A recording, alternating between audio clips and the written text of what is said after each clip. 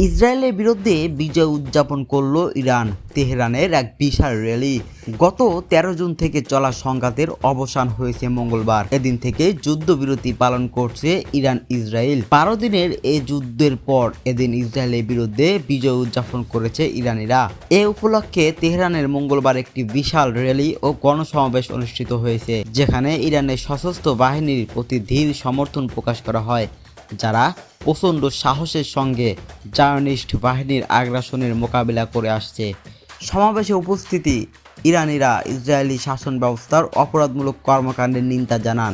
একই সঙ্গে যুক্তরাষ্ট্রকে এই রক্তপাতের সহ অপরাধী হিসেবে অভিযুক্ত করেন। এ সময় তাদের হাতে থাকা প্লেকার্ডে লেখা ছিল, আমরা শেষ পর্যন্ত দাঁড়িয়ে থাকব, আমেরিকা ইসরায়েলের সব অপরাধে অংশীদার, প্রথাগত শান্তি নয়, স্থায়ী শান্তি চাই এবং লাব্বাইক ইয়া খামেনি।